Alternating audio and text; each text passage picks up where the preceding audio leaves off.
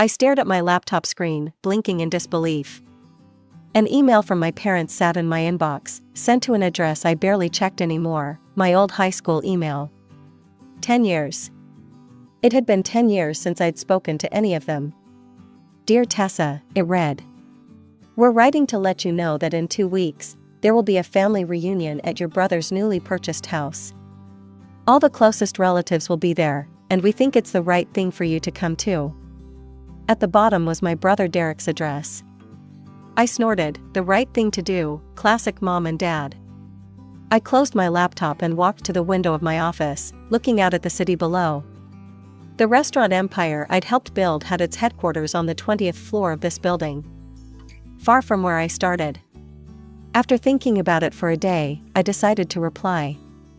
I'll be there, was all I wrote back. Then I sat back in my chair and let the memories flood in. I was always the odd one out in my family. Derek was the golden child, handsome, funny, outgoing, and the absolute center of attention. Everyone adored him. Our aunts and uncles practically worshipped the ground he walked on, grandparents spoiled him rotten. Mom and dad? They might as well have had a shrine dedicated to him. Me? I was just Tessa the mouse. Quiet, shy, awkward Tessa who preferred books to people and silence to chaos. Why can't you be more like your brother? Mom would ask when I'd hide in corners during family gatherings. Those family gatherings were absolute torture. Derek would be in the middle of it all, playing his guitar while everyone clapped and cheered. Meanwhile, I'd find the most isolated spot and count the minutes until I could escape. There goes the black sheep, Aunt Linda would whisper, not quite quietly enough. Such a strange girl, Uncle Rob would reply, shaking his head. My cousins were just as bad. When we were kids, they'd actively exclude me from their games. We don't want Tessa, she's boring, my cousin Zach would announce. Yeah, she never talks anyway, his sister Amber would add. So I'd retreat to a corner with a book, pretending I didn't care, while inside I was being torn apart. When Derek graduated high school, the entire extended family pitched in for his college tuition. It was all anyone talked about for months. Derek got into State University, isn't that wonderful? We're all so proud of him. He's going to do great things. 2 years later, when it was my turn to graduate, Mom and Dad sat me down at the kitchen table. Tessa, Dad said, we don't have money for your college. All our savings went to Derek's education, Mom added, you need to find a job and support yourself. I wasn't surprised, but it still hurt. The next day, I got a job as a waitress at Sam's Diner, a local restaurant about 10 minutes from our house. I thought things couldn't get worse, but they did. My cousins started showing up regularly, sitting at tables in my section. Look at loser Tessa, Zach would say loudly, guess this is all she's good for. Amber would laugh, I bet she'll be doing this for the rest of her life. After a particularly humiliating shift where they left me a 5-cent tip with career advice, be someone else written on the receipt, I'd had enough. That night, I told my parents I was quitting and moving to the other side of town. I got a job at a different restaurant, I said, and I'm going to rent an apartment with some coworkers. Mom actually smiled, that's probably for the best, honey. Dad nodded, you're old enough to be on your own anyway. 2 days later, I packed everything I owned into 3 cardboard boxes. Neither of my parents helped or even seemed sad to see me go. Derek was away at college, probably having the time of his life. As I walked out the door of my childhood home, Mom called after me, don't forget to let us know your new address. I never did, and they never asked again. The apartment I moved into was small and cramped, shared with 2 other waitresses, Jamie and Liz. We each paid 1/3 of the rent, which was all we could afford on our meager salaries. The restaurant where I got hired was called Bella's, run by a woman named Isabella Martinez. It was nothing fancy, just a mid-range place serving decent food. But it was as far from my family as I could get while still staying in the same city, and that was all that mattered to me. I threw myself into the work, arriving early, staying late, picking up extra shifts whenever I could. I needed the money, yes, but more than that, I needed something to focus on besides the hole in my heart where a family should have been. 6 months into my job at Bella's, I noticed Isabella watching me more closely. One evening as I was finishing my shift, she called me into her office. "Tessa, I've been impressed with your work ethic," she said, gesturing for me to sit. "You're the most reliable server I have." "Thanks," I mumbled, not used to praise. Isabella leaned forward. "I want to make you head waitress. It comes with a $1.50 raise and more responsibility." My eyes widened. "Really?" "I mean, yes, thank you." She smiled. "There's something else. Have you ever thought about restaurant management?" I shook my head. "The community college has courses in restaurant management." "I think you have potential, Tessa. I'd be willing to work around your class schedule if you're interested." For the first time in years, I felt like someone believed in me. "I'd love that," I said. With my promotion and slightly better pay, I was able to move into my own tiny studio apartment a few months later. It wasn't much, just a single room with a kitchenette and bathroom, but it was mine. No roommates, no family, just me. The holiday season was approaching, and despite my better judgment, I called home on December 15th. "Hi Mom, it's Tessa." "Oh, hello dear," she said, sounding distracted. "How are you?" "I'm good. I was wondering about Christmas plans. I thought maybe I could." "We're spending Christmas at Aunt Karen's this year," she interrupted. "Derek will be home from college, and everyone's excited to see him." "Could I join you there?" I asked, my voice small. There was a pause. "Well, to be honest, Tessa, no one really asked about you. I think it would be awkward if you showed up now." I hung up and cried for an hour, then I dried my tears and made a decision. I was done reaching out. If they didn't want me, I wouldn't waste any more energy wanting them. The next day at work, Isabella noticed my red eyes but didn't pry. Instead, she handed me the closing shift for Christmas Eve and Christmas Day. "Double pay," she said. "I figured you might want it." I nodded gratefully. "Thanks, I don't have anywhere else to be." "Their loss," she said simply. I threw myself into work and my studies with renewed determination. The restaurant management courses opened my eyes to a world I hadn't known existed. I discovered I had a head for numbers, a talent for organization, and surprisingly, a knack for leadership. By the time I turned 24, I was the general manager of Bella's. I had my own office, tiny, but still an office, and a salary that let me upgrade to a one-bedroom apartment. Then came the day that changed everything. Isabella called me into her office, looking troubled. "My aunt died," she said, "left me some money, about $200,000. "I'm sorry for your loss," I said. She waved her hand. "We weren't close. But now I have this money, and I don't know what to do with it." I waited. "I've been thinking about expansion," she continued, "opening a second location, maybe a third. What do you think?" I didn't hesitate. "I think it's a great idea. I could help you draft a business plan, it's what I've been studying." That night, I stayed up until 3 a.m. researching and drafting. I poured everything I'd learned into that business plan: market analysis, financial projections, staffing needs, location scouting. When I presented it to Isabella the next day, she was stunned. "This is professional grade work, Tessa." I shrugged. "It's what you deserve." 6 months later, we opened the second Bella's across town. 3 months after that, a third location downtown. Both were successful from day one, thanks to careful planning and the solid reputation of the original restaurant. On my 26th birthday, Isabella invited me to dinner at the nicest restaurant in the city. After dessert, she pulled out an envelope. "Happy birthday, Tessa." Inside was a legal document naming me as a 30% partner in Bella's restaurant group. I stared at her, speechless. "You earned it," she said. "I couldn't have done this without you. And honestly, I'm tired. I want to spend more time with my family. You're young, ambitious, and you have vision." I don't know what to say, I managed. "Say yes, we'll make it a restaurant empire."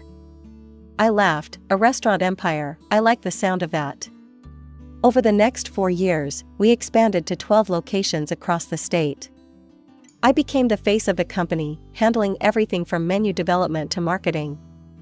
Isabella joked that she was semi-retired at 52. The shy, awkward girl I once was had vanished. In her place stood a competent, successful businesswoman. I bought a luxury house in the best neighborhood in the city, modern, spacious, with floor-to-ceiling windows and a view of the skyline. My car was a sleek Mercedes. My bank account had more zeros than I'd ever imagined possible. The only thing that hadn't changed was my relationship with my family. Zero contact for nearly a decade. They were as much strangers to me as the people I passed on the street. So when that email arrived in my old account, the one I kept active only because some old business contacts still used it, I was genuinely shocked. A family reunion, at Derek's house, the right thing to do to invite me. As I sat in my home office, staring at the email, I wondered why I was even considering going. Did I want reconciliation, recognition, revenge?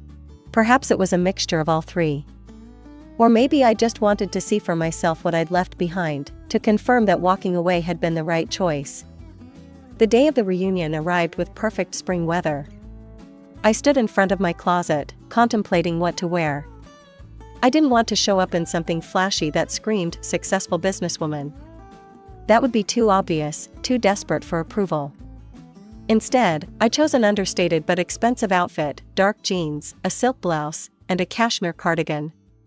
My only concession to luxury was my watch, a subtle Cartier that cost more than Derek probably made in 2 months. I checked my reflection in the mirror. At 30, I looked nothing like the shy girl who had left home a decade ago. My hair was styled in a sleek bob, my posture competent, my eyes clear and focused. I wasn't that hurt child anymore. Instead of driving my Mercedes, I called a taxi. Another deliberate choice, I'd arrive like a guest, not someone trying to show off. The ride to Derek's neighborhood took about 30 minutes, during which I rehearsed potential conversations in my head. I was determined to stay calm, no matter what happened. Derek's house was average, a typical suburban 2-story in a middle-class neighborhood. Nothing special. I knew without vanity that my home was at least twice as impressive, but I pushed that thought aside. I wasn't here to compare houses. I rang the doorbell, hearing the muffled sounds of conversation and laughter inside. After a moment, the door swung open, and my mother stood there, wearing an apron and holding a serving spoon. She stared at me blankly for a full 5 seconds before recognition dawned. "Tessa, is that you?"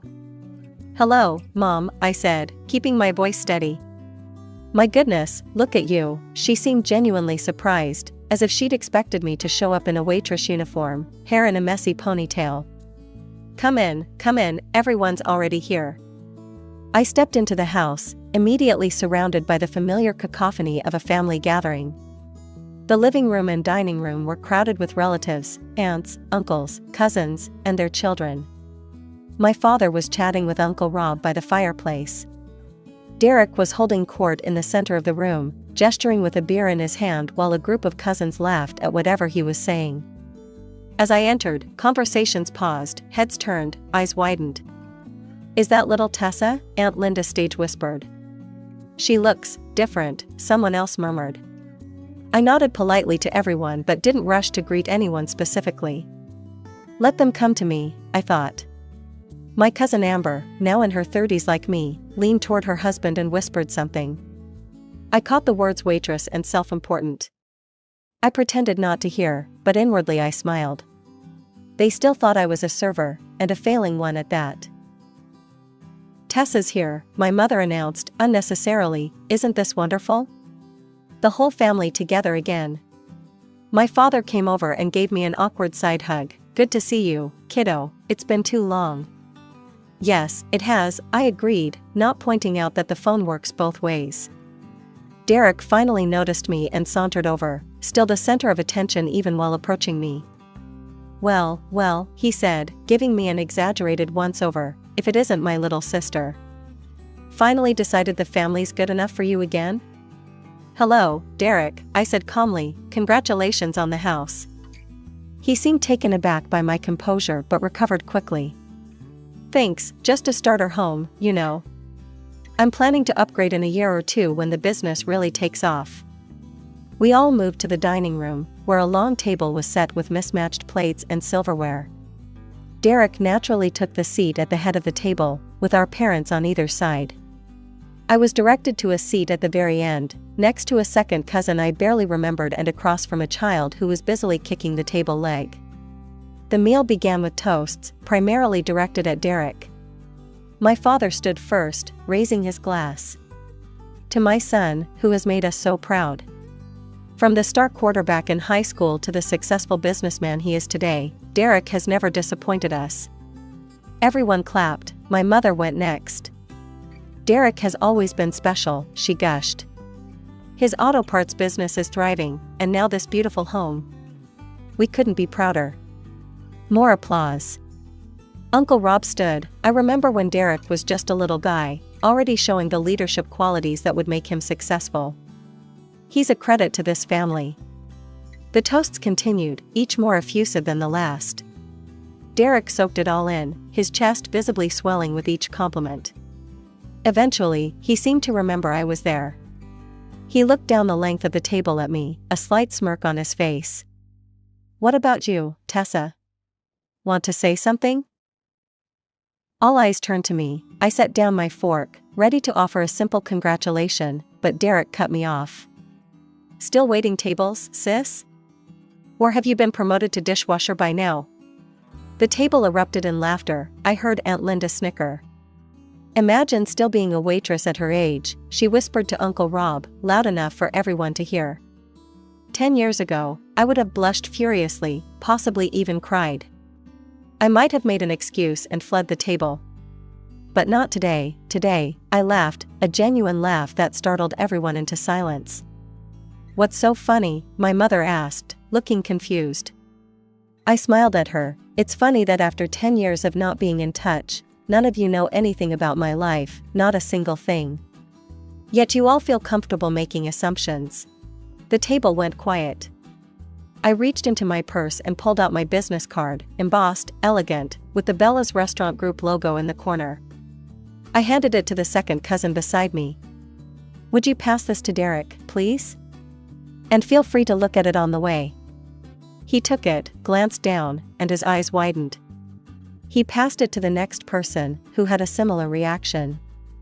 The card made its way around the table in silence, each person reading it and then staring at me with new eyes. When it finally reached Derek, he looked down at it, then up at me, his face draining of color. Tessa Hamilton, co-owner and CEO, Bella's Restaurant Group, he read aloud, his voice hollow. What does that mean? My father asked, leaning over to look at the card.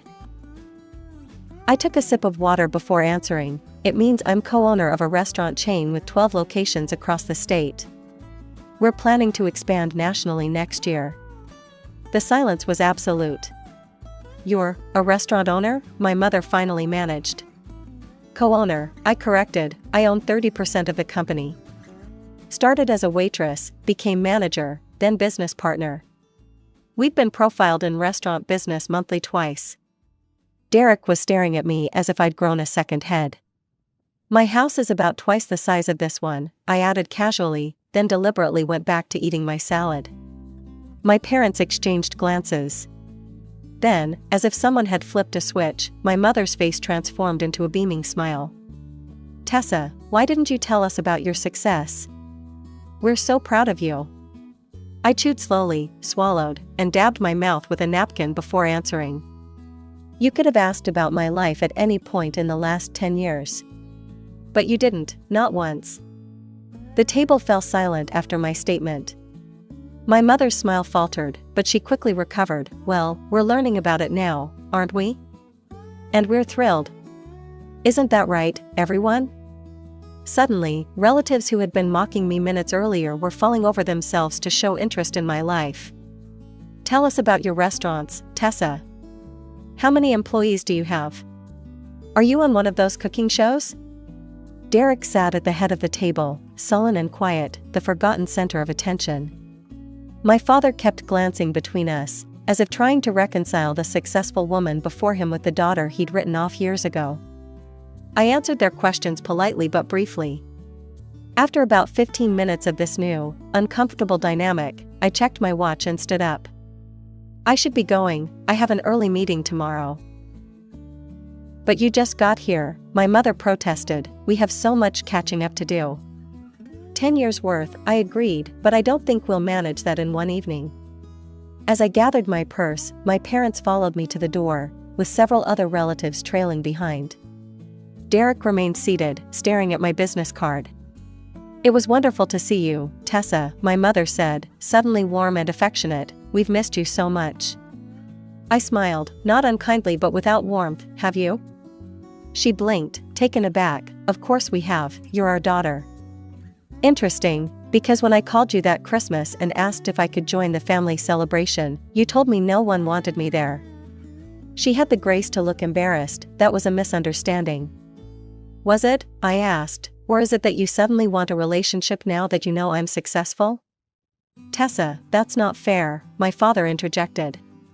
No, it wasn't fair, I agreed, none of it was fair, but that's in the past now. I walked out the door, hearing my mother call after me, we want to make things right, Tessa, we want to be a family again. I didn't respond.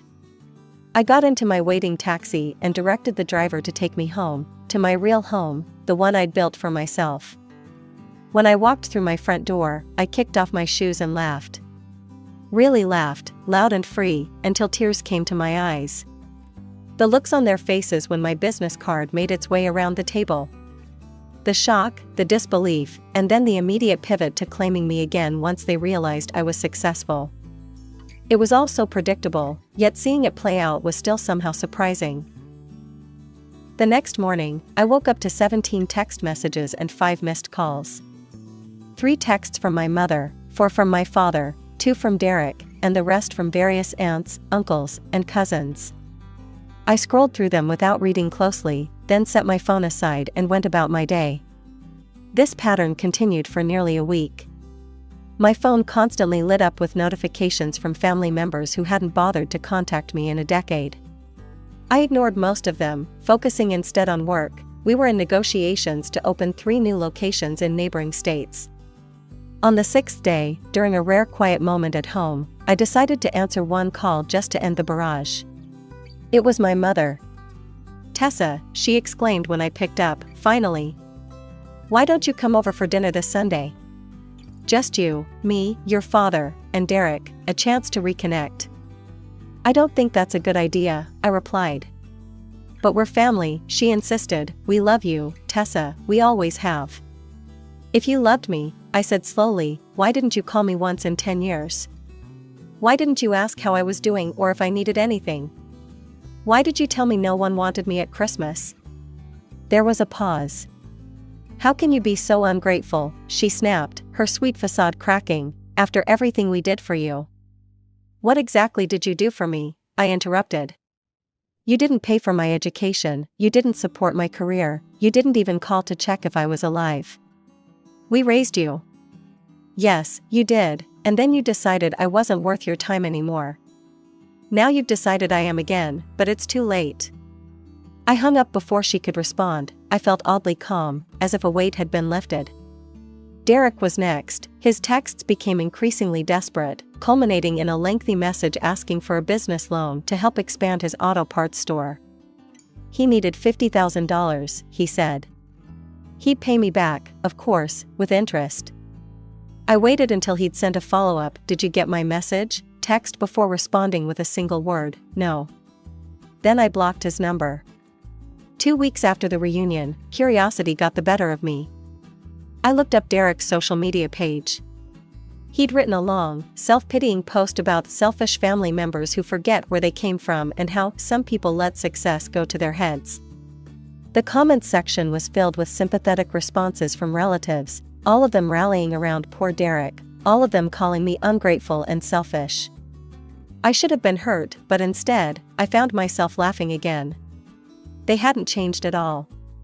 They were still the same small-minded, judgmental people they'd always been. The only difference was that now I could see it clearly, without the desperate need for their approval clouding my vision. I closed the browser and turned my attention to the business proposal on my desk. Isabella and I were considering opening a culinary school next to our flagship restaurant, a way to train future chefs and managers while giving back to the community. As I reviewed the numbers, I felt a deep sense of contentment.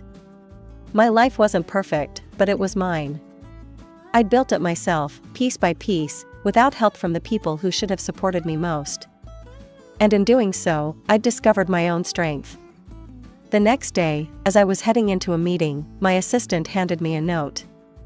"Your mother called the office 3 times, should I keep taking messages or block the number?"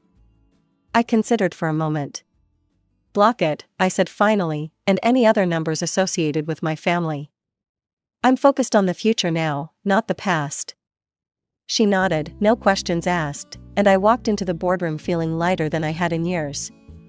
The family reunion had given me something valuable after all, not reconciliation, but resolution. I no longer had to wonder if walking away had been the right choice. I no longer had to question whether my family might have changed or if they truly cared about me. They had shown me exactly who they were, and I had shown myself exactly who I had become, someone strong enough to recognize toxic relationships, brave enough to establish boundaries, and wise enough to know when to close a door permanently.